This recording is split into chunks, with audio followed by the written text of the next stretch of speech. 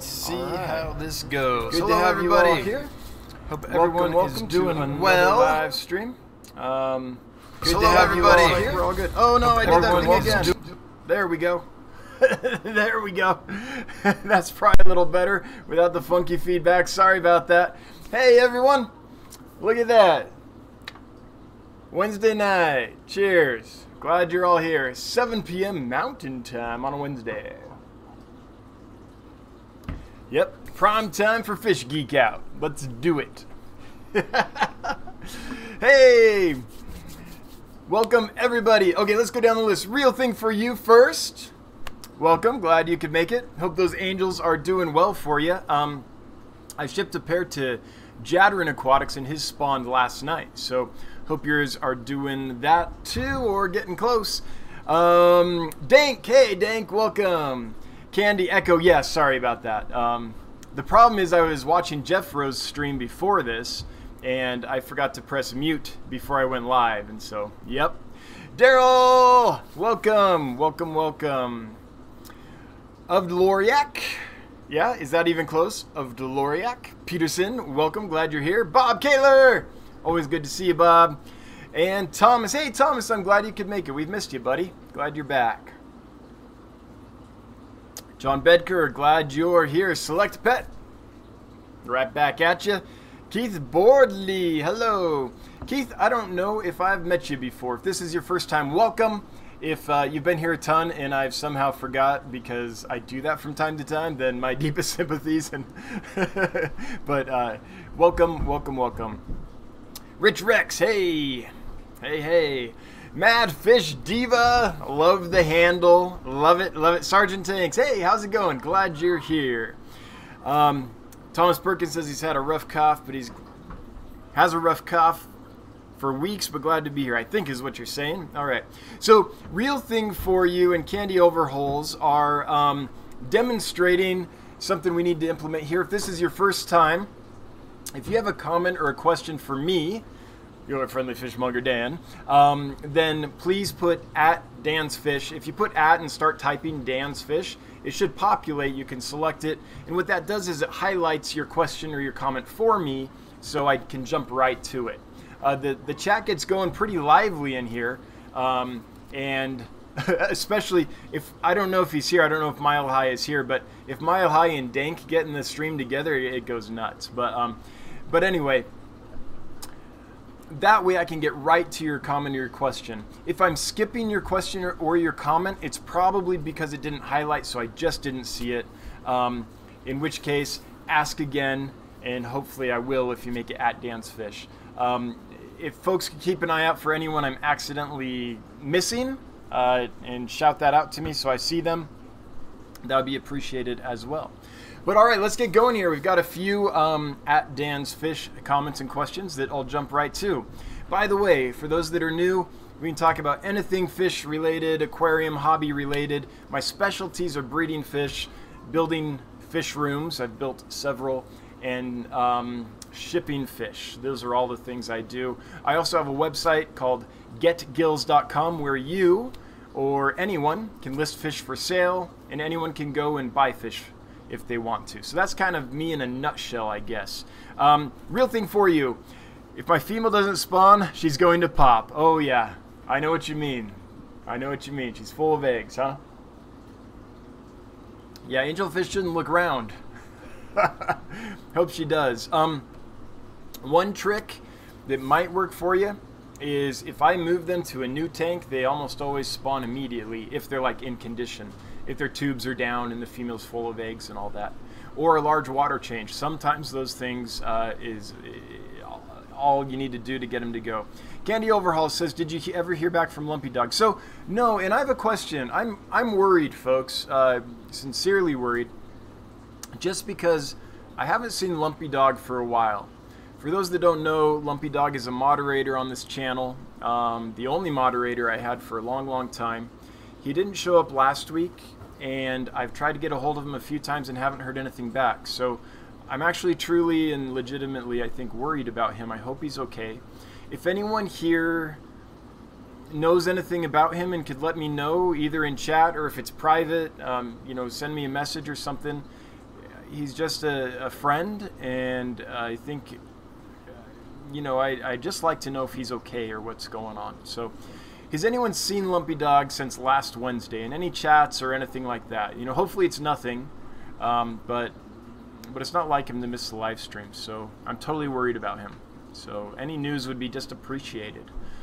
Anything I could do to help out, I'll do. You know, it's a weird situation because we're internet friends. Like, I don't live in the same town. I can't go, you know, knock on his door and see what's going on or whatever. But yeah, I am worried.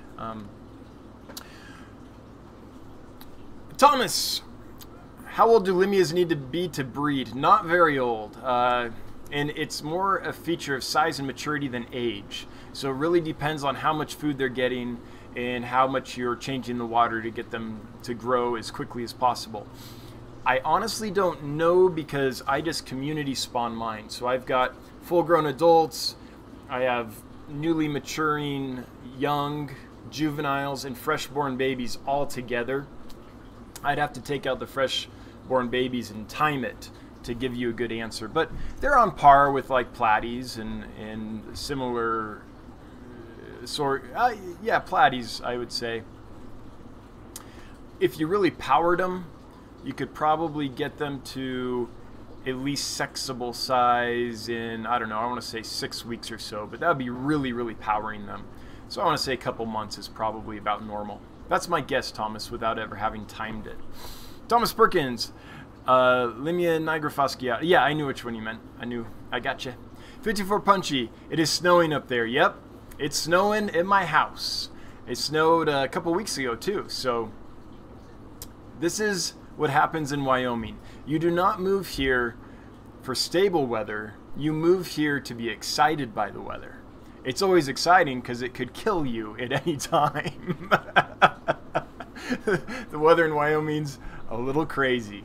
But that's what keeps it open and free of people. There's like only 500,000 people in the entire state. So me and 54 Punchy, we've got a big backyard, right? Right? Jeff Chambers. Hey, I asked Jeffro too, but what number of tanks should I look into linear piston pump?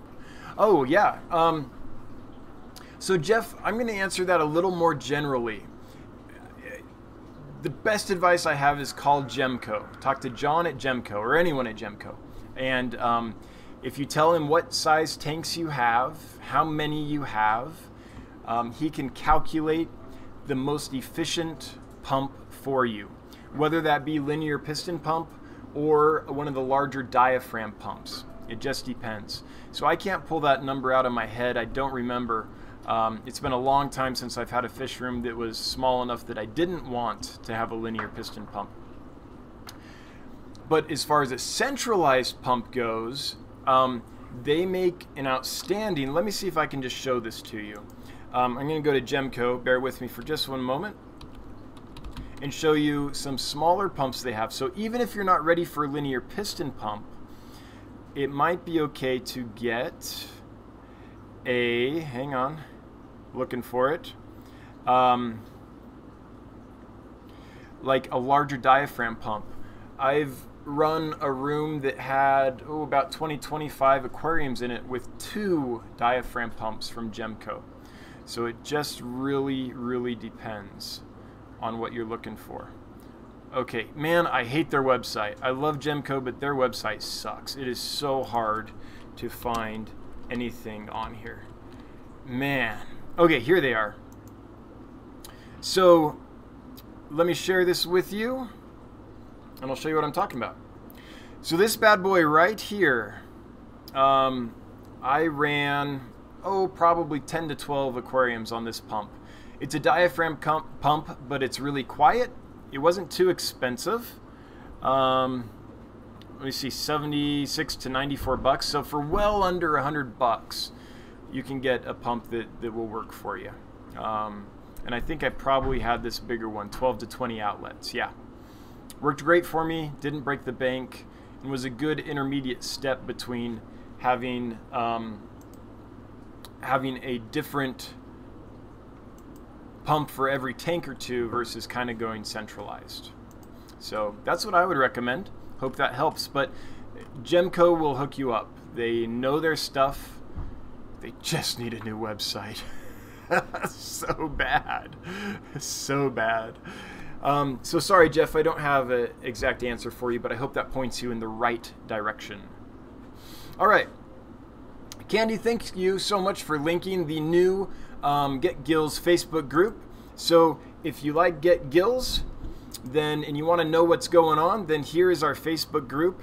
And things happen here that you won't get anywhere else, which is, for example, I do a weekly update where I go through and talk about the progress we've made at the getgills.com website, what we've changed, what updates we've made, what's going on in detail every week. And I'll do a little bit of that here in just a moment just to keep people up to date a little bit, but you really get an in-depth rundown. There's also some fun things we do. There's a day a week where funny memes are posted. There's a day a week where some informational, educational thing is posted. One day a week I feature a seller from getgills.com so you can kind of see their stuff just to give them a little spotlight. So there's all kinds of stuff going on there. So the more people we have, the merrier, and it is a positive group. So if that's something that might interest you, then you're invited to join that group. No obligation, of course. Some of us are like, oh my gosh, I'm already a member of 300 Facebook groups. Like, the idea of being in another one, no. And I totally understand. But if you are interested, I just want you to know that it's there. And the tone of that group is positive. Just like, I think this is the best thing about the Fish Fam. It's a great place to be.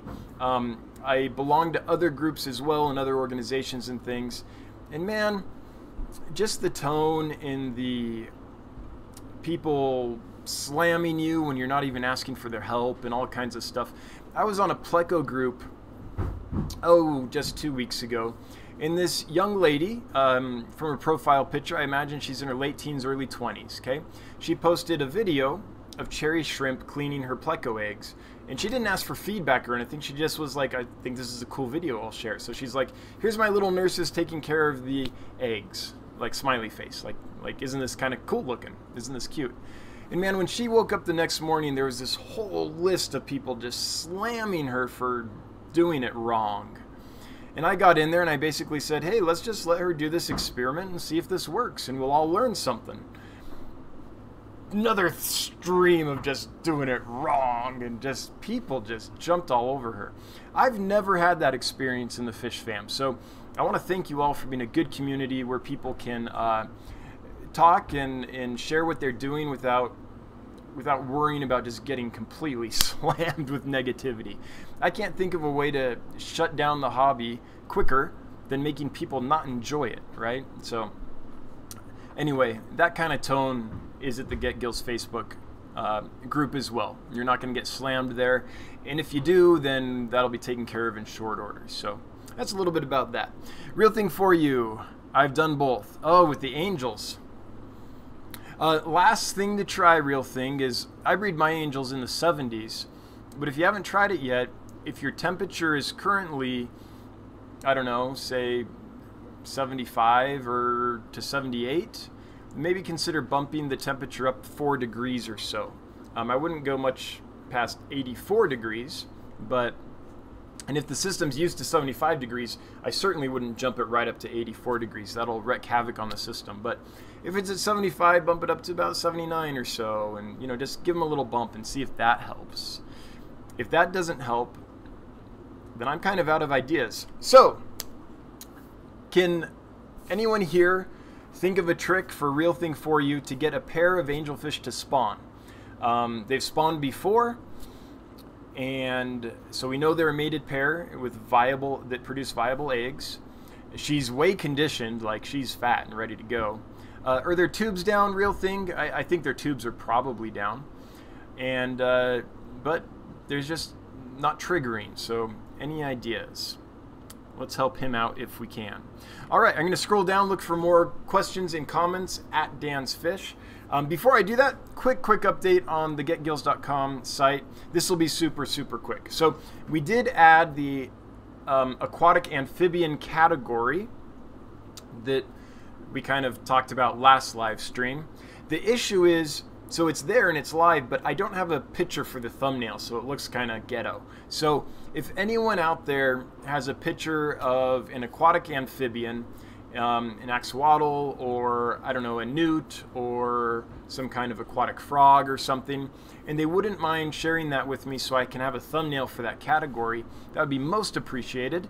And you can email that to me, dan@dansfish.com, or dan@getgills.com, or you can find me on Facebook. So I did take that suggestion from last week. I just haven't been able to make it pretty because I don't have a picture. Then the quick update, most of what we've done since we talked to you last is just work on the site functionality, made it a lot faster, a lot smoother. If you haven't been on it in a day or so, check it out. It should load 10 times as fast, and the functionality should be a lot smoother. It wasn't super bad before, but it took a little while to load. Basically what happened is we just have so many people using it. We've gone from 0 items to over 200 items for sale on there in the last just couple weeks. Lots of users, and so so we've made it so it's super lightning fast, and we won't have any of those slowdown issues anymore, we don't think. So that's the update for Get Gills. I'm going to scroll down and look for comments and questions that are at Dan's Fish so I can find them. Candy, all right, great. So Candy has my email there, dan@dansfish.com, if you have that picture. I'm also looking for a koi picture still. If anyone has a picture of a koi I could use for the koi category, that would be fantastic. Redneck Aquatics, can somebody please put the link for Get Gills on Facebook? I can't seem to find it. I'm not the computer smart, I'm actually computer stupid. All right, Candy just did that for you, Redneck Aquatics. So there you go. All right. Oh yeah, Punchy 54 Punchy says, I try to avoid politics as much as I can on Facebook. Sometimes I can't help myself. Yeah, I mean, it can be, let's be real, it can be toxic, right? Social media is great because it's the only way I can communicate and get a hold of a lot of you. You know, I have a lot of social media conversations with you. But you do have to protect yourself, otherwise you can find yourself just, life seems to suck. And it's like, why is life sucking? It's like, oh, because I've been looking at Facebook all day. Not to slam Facebook, it has a lot of uses, but I agree with you, 54 Punchy. It's, yeah. Black water. Is it easy to breed checkerboard cichlids? Okay, so yes and no. Caveat here, I've never bred them personally, but I know folks who have.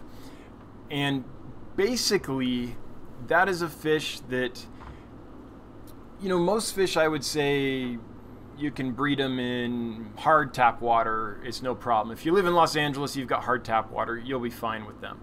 Or if you live in, I don't know, Salt Lake City, you have super hard water, most fish can breed in that. This is a species where I think it probably behooves you to, you know, try it in your tap water, and then if you just can't get it to work, probably get some low conductivity water going. Cut it with some RO and stuff. So if you can get them and get them healthy and eating aquarium food and all that, then I think they're actually simple to spawn if you can provide soft water when it's needed.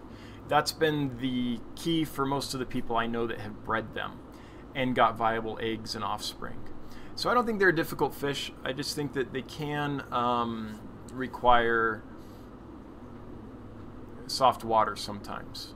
And I say sometimes because there's a lot of fish that I'm constantly told can only breed in soft water, and I've bred them in really hard water and never had a problem. So, and I say if you can get them healthy and get them eating and stuff, because they come from such acidic environments that they're not used to the bacteria and the ammonia in our aquariums. So really well-aged aquarium, and if they aren't going for you, try lowering the conductivity of the water, softening the water.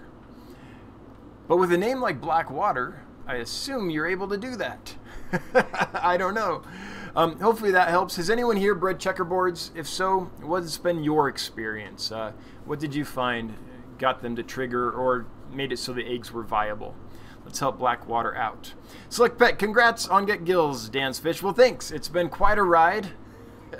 And it's not slowing down.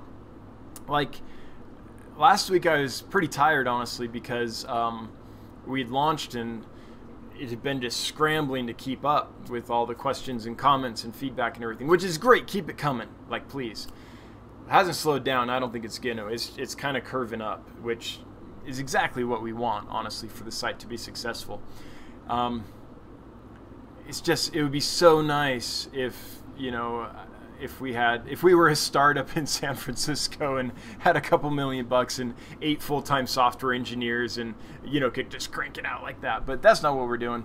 It's me and my brother, a couple hobbyists, and we're just doing this thing whenever we can find the time to do it. It's a priority. I mean, we find the time, we make the time, but it's been quite a ride. But I love it. Like, I love waking up in the morning knowing that I get to work on this. It's just fantastic, I have to say. It's very motivating. Philly Man Pete at Blackwater. I am working with, okay, one of the checkerboard boards right now, Dichrosis filamentosus right now. I managed to get a pair out of 6 juvies I bought 6 months ago. Very cool fish, but have not cracked the spawning code yet. Well, that's great, Philly Man Pete. Cool. All right. Abu!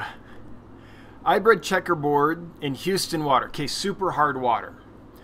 But I had ADA aqua soil, which brought our 7.5 local pH to 6.5 from the aqua soil.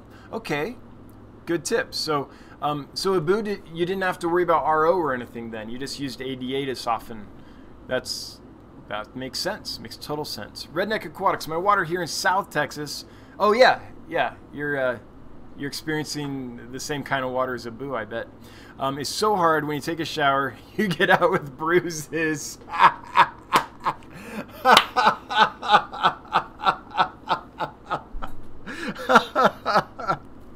So, for those that don't know, I've experienced both. Right now my water's super soft and I love it because I never have like the bathtub ring on my bathtub or my sink or toilet ring on my toilet. Like, there's no calcium carbonate in the water. We just don't have that. And so having an automated system like that is kind of beautiful because the systems don't clog up. I've worked at places with automated systems before, and they had really hard water, and like those automatic, you know, water feeds and all that, they just clog up. Sometimes it seems like daily they would clog up with all the calcium buildup. So that's the good part about the soft water. The bad part is getting live bearers and things like that through the transition to soft water. It's rough on them if they're farmed, like, I don't know, in Asia or Israel and those places, and most of them are.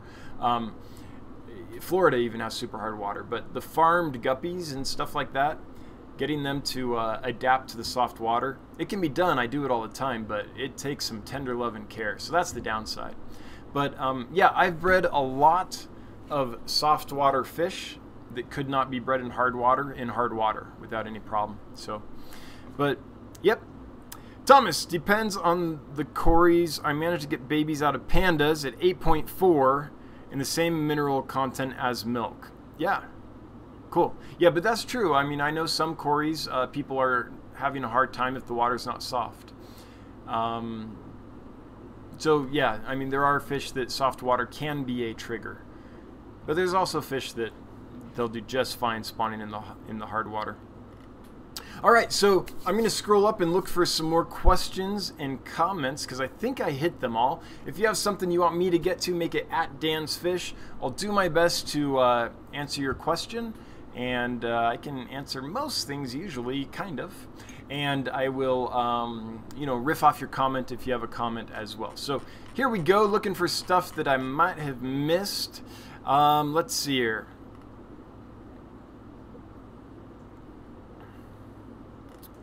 Dead air. Oh, 54 Punchy has snow too. Yeah, does anyone else in the nation have snow, or is this like unique to Wyoming? I imagine the trip over the summit to Cheyenne sucks. Yeah, I wouldn't be driving right now. That's for sure. In fact, this is something I learned. I moved to Wyoming in 2011. I had been born and raised in California. And when I moved here, I learned there's days you just decide you're not going out. You're just not going out today. you're not driving. You might not even be walking out the front door to get the mail today. Like, the weather here is no joke. All right. Madfish Diva, I see your question. I'll get right to you in a minute. Actually, I'll get right to you right now since you made it at Dan's Fish. All right. Dealing with egg-bound mountain minnows. Oh, well, that's no good. By mountain minnows, are you talking about white clouds? The reason I'm asking is there's a lot of like mountain dace and mountain shiners and things like that. So I'm going to assume... Hello, Tampa Tom. I hope you're doing well. I'm going to assume that you're talking about white cloud mountain minnows. And so my first question is, do you know she's egg-bound versus having an illness? And one of the ways you can know that is if you look at her from the top, she'll be symmetrical. If she's ill, she won't be symmetrical for sure. She can be ill and be symmetrical, but if she's asymmetrical, if one side is bulging out more than the other, then she's for sure ill.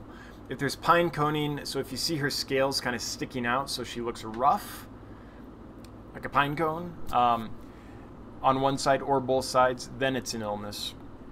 So if we've narrowed it down just to being egg-bound, there are a few things you can try.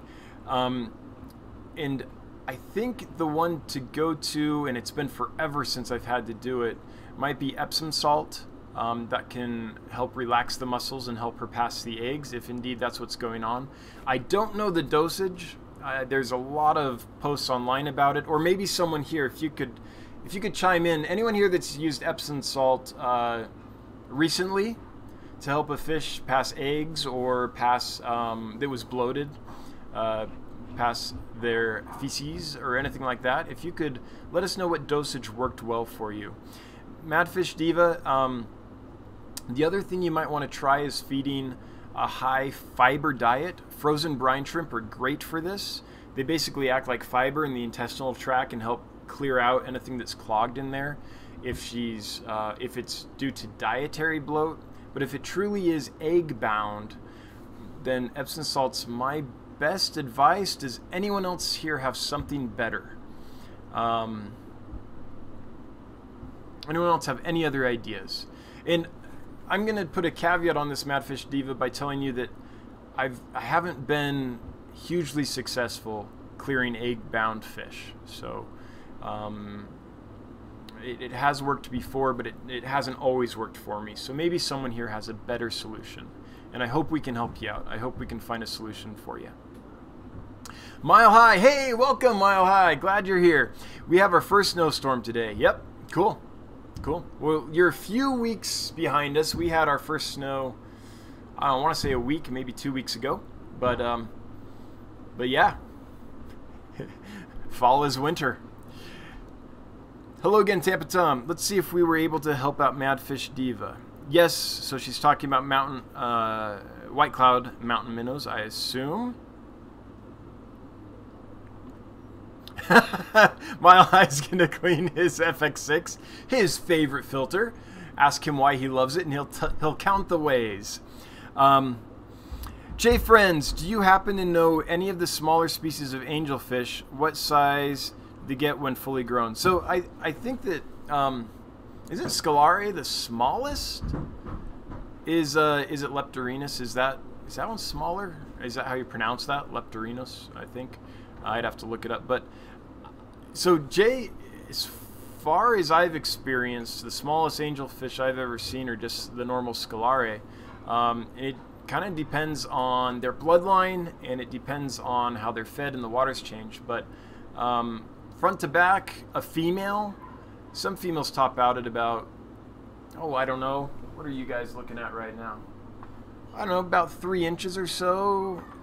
Nose to the beginning of the caudal fin, I would say. But I have a feeling you're asking about wild type angels, like I don't know, Altums or is it Leptorinus? Leptorinus. Wild type is driving me nuts. Angelfish. What is that one? Pterophyllum.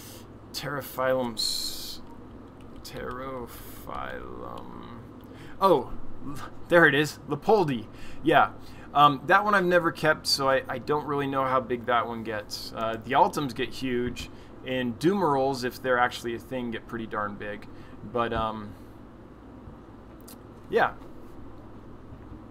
Hopefully that helped. Probably not. I didn't feel very helpful on that one, Jay. I'm sorry. But I'd say a female scalare, which is your common angelfish in the store. It's the smallest one I know of.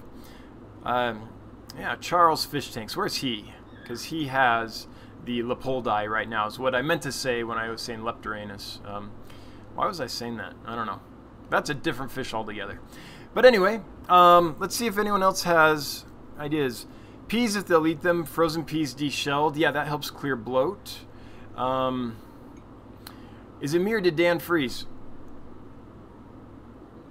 No, I'm joking. I wasn't actually frozen. Epsom salt in the water. Yeah, what dosage? What dosage of Epsom salt do you add to the water to clear out bloat or a egg-bound female? All right. Let's see if... Doesn't feel like we've got the dosage yet for Madfish Diva. So let's try to do that, if anyone knows the dosage. Okay. Looking here for stuff I might have missed. Oh, Keith! Keith Boardley, sorry, your question did not highlight before. I'm not sure why. If it didn't self-populate, then it isn't going to highlight. Or if your Mile High Plecos, his never highlight either. And it might be something like you're on a mobile device and it just doesn't work. I don't know. But anyway, here's Keith's question. Do Corydor's eggs hatch in hard water? I've never had any problem hatching them in hard water, but I haven't been spawning super rare cories or anything like that. Pandas, Sturbai, Aeneas, Paleotis, you know, simple stuff like that. Julies, or Trileniatus, really. Things like that are what I've seen done in hard water. I know there are some cory breeders who definitely do use RO to soften their water, specifically for cories. I don't know if it's absolutely necessary, but it also depends on this, and this is general for fish in the hobby. Now, there are soft water, super acidic water wild fish that will breed out of the wild in hard water without any problem. I've bred a lot of them that way. But as each generation goes in the hobby, the longer they're kept, you know, decades in the hobby, and they're bred here in aquariums and on fish farms and things, the more tolerance they get for the hard water. So the Corydorus species that have been here the longest are going to be the easiest to spawn in hard water. Aeneas, super easy. Paleotis, super easy. Trileniatus, no problem. You know, there's lots of them that can. If it's a new species fresh out of the wild, then it might be able to spawn in hard water, but it's going to be a lot easier to start them in softer water until they've been here a while and they've kind of, through breeding in the hard water for several generations, just got used to that. It's like angelfish. Wild angelfish, when they were first caught and imported, were super hard to breed. Now you can breed angelfish in hard water all day long because they've been bred that way for, I don't know, 100 years more. So many, many generations. Yeah. Okay, I saw another at Dan's Fish. This was Jay Friends. Thanks for the help. You're welcome, and I'm sorry it wasn't more help. But again, I don't know the Leopoldi, which I wanted to call Leptoranus. I don't know how big those get. Priscilla, it has become, I'll get you, Tampa Tom, I'll get you. It's because Mile High Plecos doesn't know how to spell it, Dan's Fish. Hey, some of us are just simple creatures. I'm with you, Mile High. I'm bad at the spelling. Tampa Tom, thank you for the super chat. Really, really appreciate it. Which would you rather breed? Unfortunately, I'm not going to be able to read your super chat because I'm experiencing mouth difficulties. Which would you rather breed, cories or plecos? For me, it's cories. Well, there goes Mile High Plecos. He's off the stream now.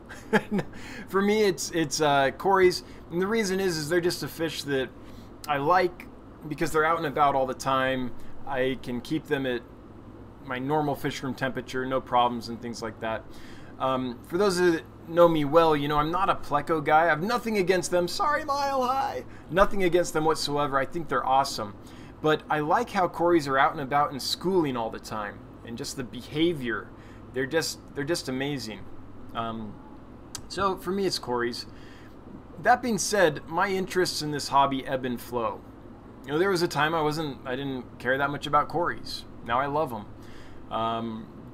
You know, at any point, something could flip in my brain that I can't control, and I'll be like, plecos are the coolest thing ever, and suddenly I'll be keeping my fish room at 86 degrees and have nothing but plecos in here. You know, I don't know. But Corys for me, just because they go well in the current setup that I have right now. Yeah, how's that? How's that? Mile High is out.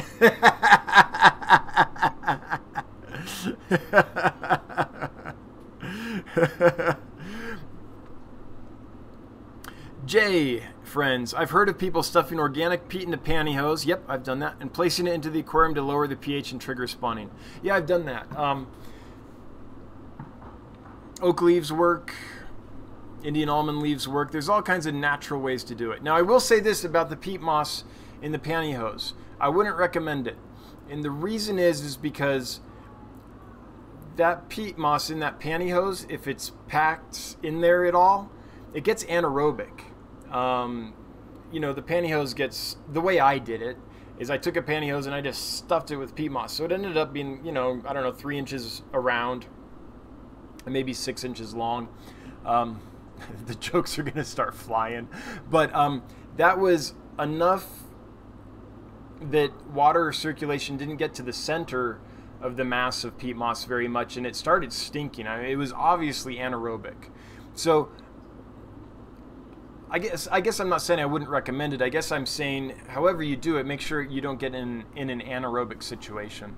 I think the best way to do it, honestly, would be to get a like 5-gallon water cooler jug, put the cap on and like seal it with some epoxy or something, tip that sucker over, put an airline in it so it was bubbling like a big brine shrimp hatcher, put a bunch of peat moss in that and just have the air like whipping through there, circulating it.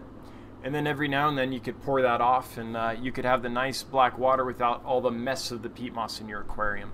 So I don't know, one day I'll do that, but just be aware that any organics that are in any quantity, like packed together, you'll get anaerobic action going on there, and it stinks and it's not good for your fish. So I'm sure it works, Jay, friends. Just the way I did it in the pantyhose was not smart. All right. Priscilla says plecos are important to the food chain. What is this, jump all over Mile High Day or something? Cheers, Mile High. Hope you're having fun. Tampa Tom, that's cool. I've grown to like plecos. Wasn't true love at first sight. Yeah, I mean, I like them. I'm honestly just not really set up for them. And before I get a fish, I want to be set up right. And the other thing is, when I get into a group of fish, I tend to like really get into it. And so I would have to change the temperature in here. I'd have to get, I think, more flow in my tanks, because I would want to give them, you know, the riverine type flow and all that. And yeah, it's not practical right now to try to do that. But one day I'll get into it. One day me and Mile High will be BFFs. But right now, yeah, I'm just not that into them. Thomas Perkins, I'm having an annoying problem with my geophagus uprooting every plant. Yeah, I give them. I want to plant in the 125 when I set it up. What are some fast rooting plants they won't uproot? Thomas, I think that with that species, you're just going to have that problem. I mean, their natural feeding behavior is to sift through the substrate and stir it up. Now, something you might try is, and I've had luck with this, is like get a pot and just plant the plant in a pot of like pea-sized gravel. That's worked for me before with species like that. And for me, the fastest rooting plant that I've found that has really strong root structure is just any of the sword plants do really well. Sage does a pretty good job. Those are my thoughts. But as you all know, I'm not an expert at plants. So if anyone here can think of a better plant for Thomas to try, please do chime in and we can help him out. But Thomas, those geophagus, I mean, they're just naturally going to stir that stuff up so much that it's going to be hard, I think, to keep plants in it, especially if it's like a sandy substrate or anything, or isn't super deep. That's my 2-cent, you know, knee-jerk reaction to thinking of that situation. Someone else probably has the perfect solution, though, and hopefully they post it. All right. Mile High, Dan, why do you have so much pantyhose? Well, my friend, I am in the theater. Need I say more? I play characters of every gender, every type, everything, man. You never know what you're going to wear in the theater. Or not wear. Those days are long gone. I don't have the figure for it anymore. Select Pet, Pete Moss in the pantyhose makes the wife mad too, especially if it makes it back in her drawer. Oh yeah. Oh yeah. Yeah, if you take the old pantyhose out to use in your aquariums, just make sure there's no way it gets in the laundry and gets back in the drawer. That would be a problem.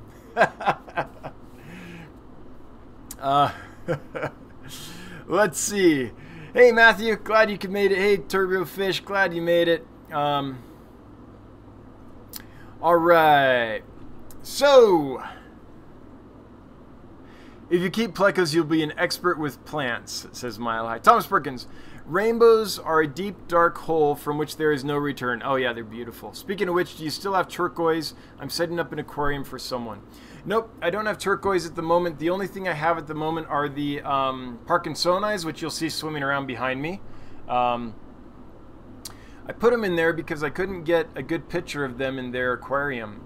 There's too much plant growth in it, so it's not bright enough. Every time I tried to get a picture, because they move so fast, I couldn't get the shutter speed quick enough to get a good picture and get enough light. So I eventually put them in here so I could get some pictures and video of them, and then I'll put them back in the other tank. But they've been in here for a couple weeks. So I've got the Parkinsonais, and then I have some awesome Trifasciata rainbows. I mean, they are gorgeous and big and full grown.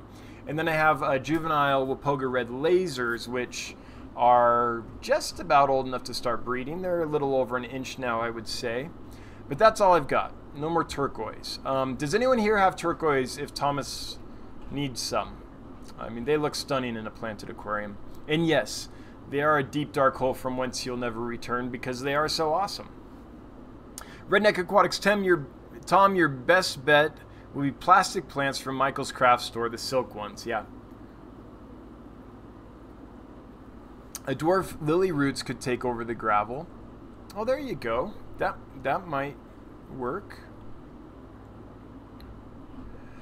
54 Punchy has a good idea, Thomas, to get plants that would root onto rock and wood, like Anubias and Java fern. So rhizome plants, right? That might be the best, the surest option. Aponogeton crisps in shallow glass containers. You do look kind of like Riff Raff. Yeah, I'm like a Riff Raff that has middle-aged weight on him. I used to be an actual Riff Raff, but yeah. Does anyone else have any questions or comments or solutions for Thomas or for Mad Fish Diva? Anyway, Thomas, those are some good suggestions. All right. The Val is one they won't destroy. Okay, cool. But they might uproot, right? I guess, Thomas, it depends how fine is your substrate and how deep is it. If it's pea gravel and it's 4 inches deep, that might be a solution. I don't know. That's a tough one, though. Those geos, I mean, they dig. It's how they survive, right? Yeah. All right. Turbofish, I've got Bosemani now with Goodia Dodroi. They're both yellow and blue. Look crazy when they're fired up. Yeah, that's awesome.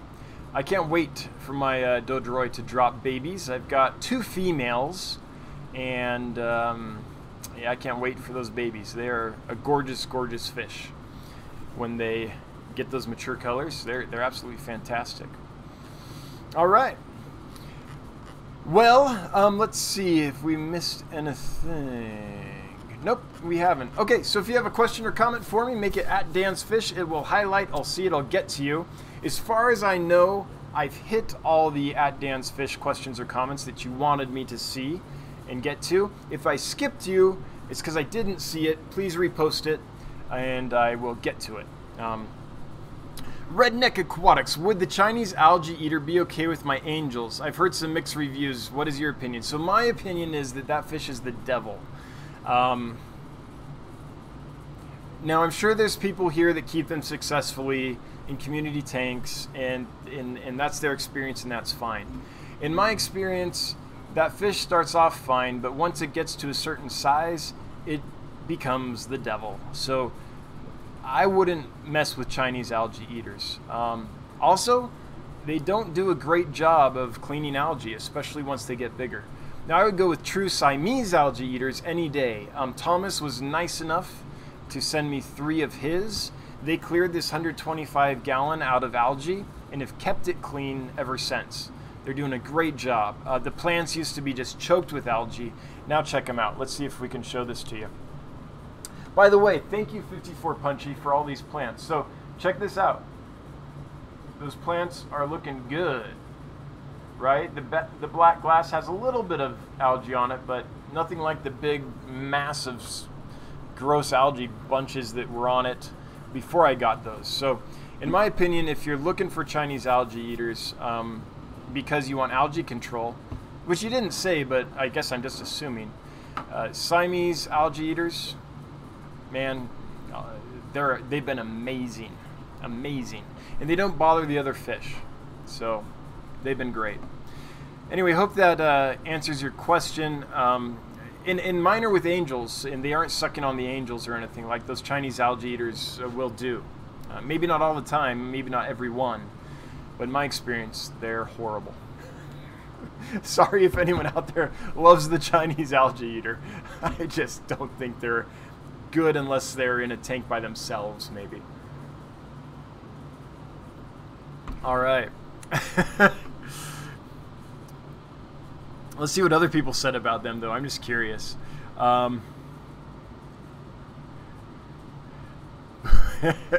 Let's see. 54 Punchy says, Chinese algae eaters are awful, awful. That's been my experience. Mama said that fish is the devil, says Matthew Moore Cichlids. Devilfish. 54 Punchy says, my Farawella catfish eat every speck of algae. Cool. Hey, how are the babies doing? Were you able to, I know you've gradually had more and more success. I'm wondering if the latest batch made it up for you, how they're doing. Let's see here. Okay, looks like everyone else is also not in favor of the Chinese algae eater. Sorry. Yeah. I hate to say that I hate a fish, because I don't truly hate any fish, but that fish in a community aquarium, I hate. Bob Kaler, thank you for the super chat, Bob. Appreciate that very, very much. 25 smackaroos. That's not joking around. Thanks, man.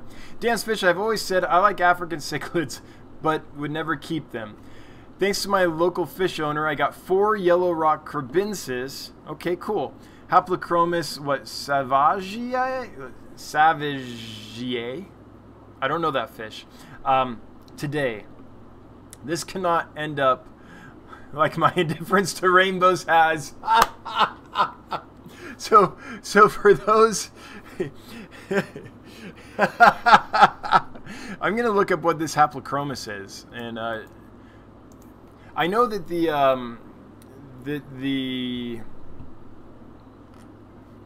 oh, maybe, hang on. No, I don't know that. Okay, let's look at this sucker. Oh, that's beautiful. Oh, cool. So this looks like a Lake Victorian. Am I right, Bob? So here's what Bob got. Or this is at least what Google responds when I search images of what Bob got. So, yep. A Victorian hap. Man, those Victorian haps are gorgeous. They're mean little suckers, so be careful. Like, seriously mean. But they're absolutely gorgeous. And for those For those that don't know, there was a long time when Bob was like, nah, rainbow fish, whatevs. Like, not interested. Nah. And then one day, Bob got rainbow fish. What was this, Bob? 4 months ago, maybe? And now Bob has tons of rainbow fish. So when he says this can't end up like my indifference to rainbow fish has, in 4 months, Bob's going to have 12 tanks of different Victorian cichlids, which would be awesome because most of those are endangered because their habitat has absolutely been turned into a sewer. So, you know, that's if you're going to get cichlids for conservation, it's one to think about. If you don't mind aggression, they're aggressive. So I guess, Bob, you didn't ask for advice. But I've kept a lot of those. I used to work at a facility that had tons and tons and tons of those. And even in large tanks, you get aggression issues. So if you can have several tanks, just to be ready in case you have some aggression issues. The only way I found to really work with it was to separate them. Now I'm sure you can get enough line of sight blocks and all that, but yeah, I don't know, if you have a spare tank just in case, you might need it at some point. That's what I'm trying to say. But yeah, I love those haps. The Lake Victorian fish are gorgeous. They're like nothing else in the world, for sure. They're super endangered, so good on you. Turbofish, I put mine. I assume we're talking about Chinese algae eaters with African cichlids and Fahaka puffers. They're fine. Okay, cool. So yeah, I think Turbofish is talking about the Chinese algae eater there. Pam, did your Farowella adults keep booting out the eggs? Good question. Matthew Moore, are they highly aggressive? If we're talking about Victorian cichlids, yes. All right. Bob Kaler, Dance Fish, they're in my bristlenose pleco grow-out tank as the only tank I had open with one reserved for L.R. Bretz's goldie-eyed decais, which I hope you get soon, man. I keep checking your channel. I'm like, is it out yet? Is it out yet? Is the video out yet? So I hope you get those goldie-eyed decais soon. And yeah, well, good on you. Those Victorians are beautiful. Just you might need a spare tank at some point in your future, or tub or something, just in case. Thomas Perkins, those are my favorite Tanganyikans. Oh, the Neolamprologus simulus? Yeah, they're beautiful. Yep. Turbofish says, and just a reminder, if it's a comment or question for me, to put it at DanceFish so I can see it easily. Not saying you didn't do that, Turbofish. I'm not sure if this was for me, but I'm going to read it anyways. I'm trying to breed my... I used to know how to say this. I know it's Nyrerii, but Pundamilla Nyrerii Python Island to increase their popularity too. Once people see them, I feel like they'll like them. Yeah, absolutely. Like the Christmas Fulus, the well, any of them. Emerald greens, all those Victorian haps are just beautiful. Stunning combinations. Madfish Steven, not yet. Lucas said on a live stream a couple days ago that getting boxes has been an issue. Fishy Mailman advised him on it. Okay, well, I hope they come soon. Matthew, I like them better than the Maltese and sardine cichlids. They are cool too. Cool. Bob, I dare you to go get a bunch of plecos. Mile High, all you're going to have to do is like stealthily ship Bob a few plecos, right? And in 4 months, he'll have 12 tanks of plecos. It's just how it works. It's like the drug is in the arm, like, and it's never coming out. Yeah. All right. Ruby greens. Yep. John Becker says had 10 ruby greens until they killed each other. And yeah, so that's the issue with Lake Victorian haps, right? And I think that's one reason they aren't maybe more widespread. But they are worth it. They're worth the space. If I were to keep them, how I would do it, I think, after what I've experienced with them is I wouldn't do large tanks. I do lots of 10-gallon tanks, like endwise poking out on the rack, and I just keep them all separate on that. Maybe a large tank can keep the females together, but males I would just keep in their own tank, and when I wanted to breed them, I'd probably have a harem of females in a large tank, the male's separate. I'd put the male in there. When they bred, I would take them out. That's how I would do it. And some of the females can be aggressive sometimes too, so depending on that level, I might not keep them in a large tank. But I think that for me, that's how I would do it if I ever kept them. Yeah.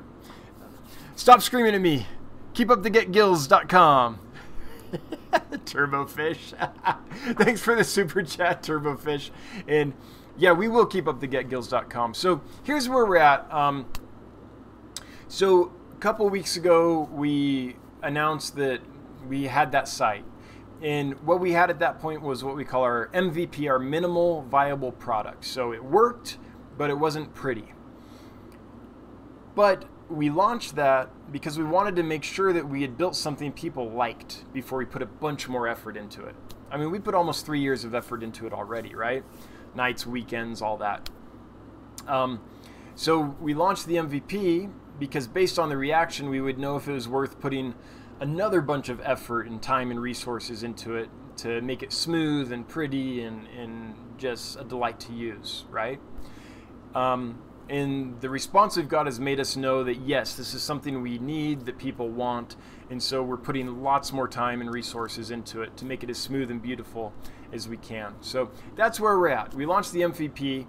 Even though it isn't as beautiful and smooth as we hoped, I still think it's better than the other options as far as ease of use for a seller and the ability to card up stuff and check out easily as a buyer.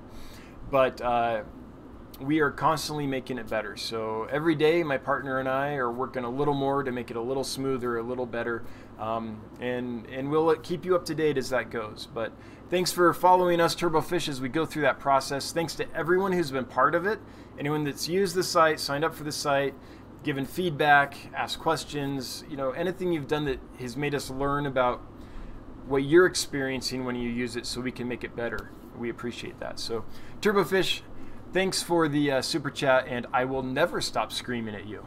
Too much fun. Can't stop. Mile High Plecos.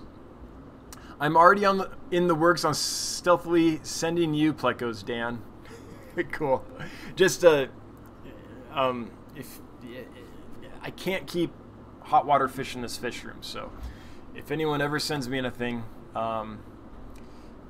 it's nice to know in advance so that I can make sure I have a place for them. But yeah, hot water plecos I won't do well with because I keep my fish room in the mid-70s.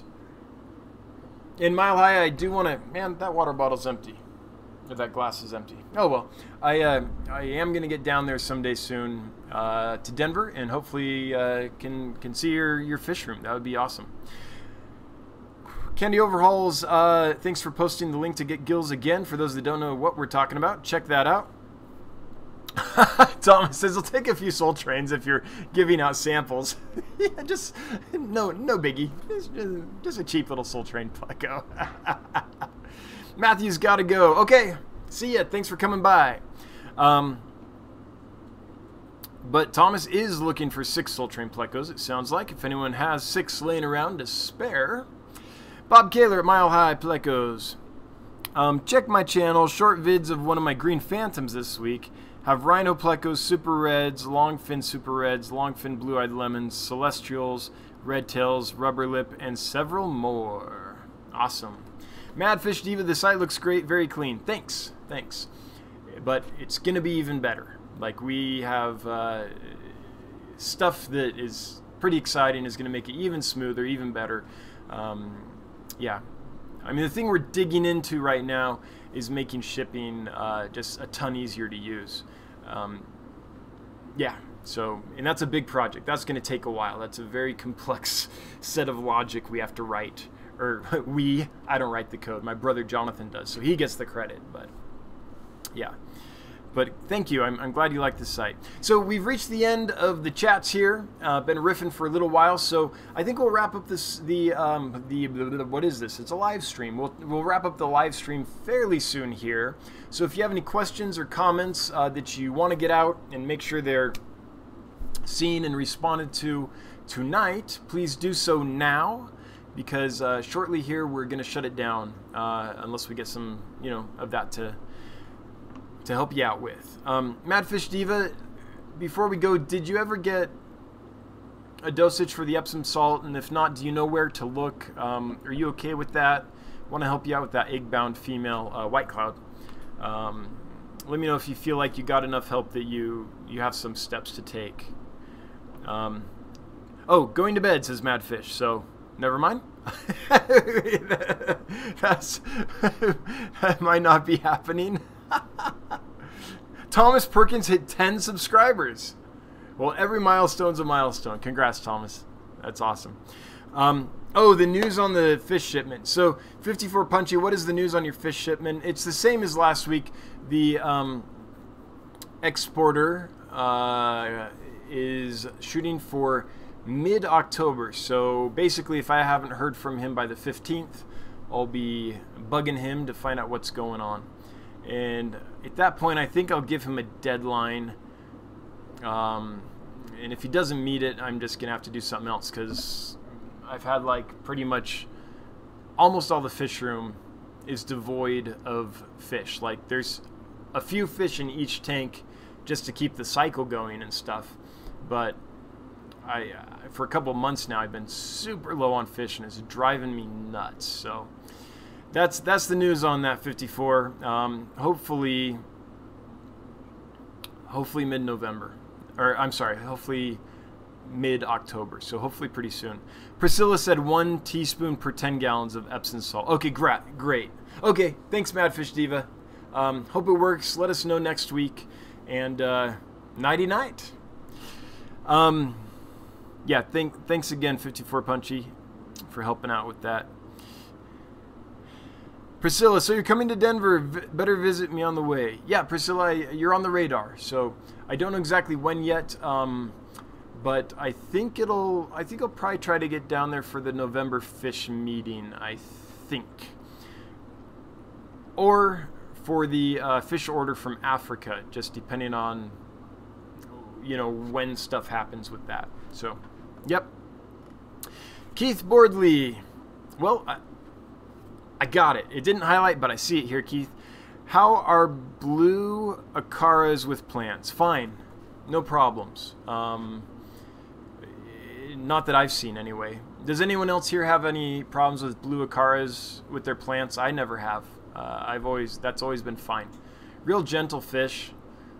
Disposition kind of like a ram, is how I would describe it. So, Keith, I think the blue acaras would do fine with plants. Now, that's my experience, just as a caveat, because if you get them and eat all your plants, I'll feel bad. But how about other folks? Bob Kaler says, Keith, my electric blues, regular blues, and yellow acaras never touch my plants. Yeah, that's kind of been what I've seen as well. All right, hey everyone, thanks again for being here. I'm going to shut it down, but before I do, I want to say thank you to Candy Overholes for being an amazing moderator. Candy, hopefully we hear from Lumpy Dog soon. I'm truly worried. I hope he's okay. And for everyone that gave a super chat, never required, but always appreciated. Thanks so much. Very, very much appreciated. Anyone that commented and helped someone out that had a question or helped make the stream lively, thanks so much. And to all your lurkers, I got you. I lurk too in a lot of streams. A lot of times I'm there and no one ever knows. But anyway, thanks again. We'll be here again next week, next Wednesday at 7 p.m. Mountain Time. Until then, I hope you have a wonderful week. And good night, everyone. We will see you next Wednesday.